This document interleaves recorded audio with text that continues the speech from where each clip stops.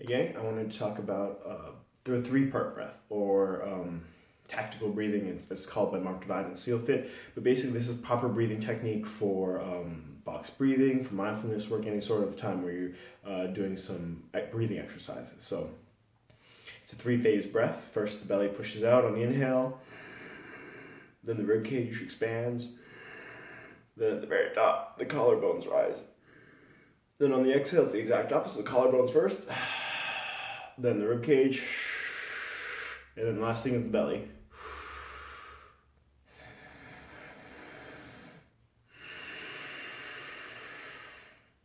Three-part breath.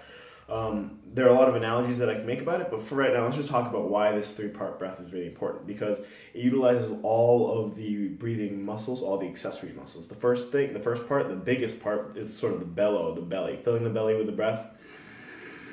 Independent of the ribcage is very important because that means you're able to utilize the diaphragm, push the guts out of the way. That's why the belly expands. And that's most of the breath. And then the ribcage expands, the intercostal muscles work. A little bit more space, not a whole lot. And the very tip top, just so you know you're at the fullest part of your breath, is the collarbones. A little bit more. And then the opposite, belly goes last because it pushes all the air out from the bottom up. And it's also very important to fill the belly up first because it pulls breath into the deepest part of those lungs. One way to work on this is you can put one hand on your chest, one hand on your belly, and try to work that three-part breath. So belly,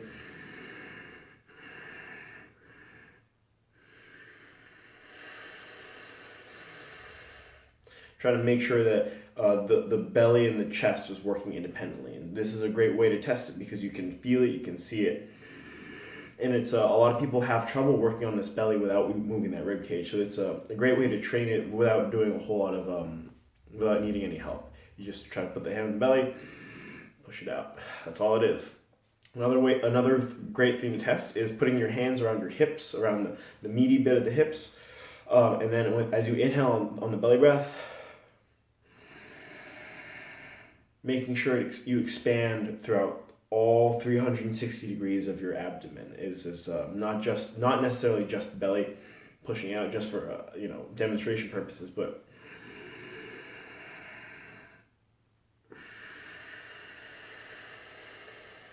making sure that it comes from everywhere, that the whole abdomen expands, because the diaphragm is like a big bubble, and as you inhale, it pulls down, is active, and then on the exhale, it relaxes. So learning how to control that diaphragm rather than just breathing through your chest. Breathing through your chest works, but it doesn't work for very long. It's not very efficient. So that's the three-part breath. It's something to master, and it's a great way to do recovery breaths after workouts, mid-workouts. It's not very good during a workout because to get that belly breath, you sort of have to lose control of that midline. So when you have like a heavy barbell in your back, you don't really want to be doing a three-part breath. You want to lock it up, get it tight, and breathe after the rep. So that's the three-part breath. I hope you enjoy it. I hope you've learned a little bit of something about how to cultivate this three-part breath and why it's important. Remember, one hand on the ribcage, one hand on the belly. Try to be able to do them independently and work those hands on the outside and make sure you're expanding and contracting all the way 360 around the abdomen. Enjoy.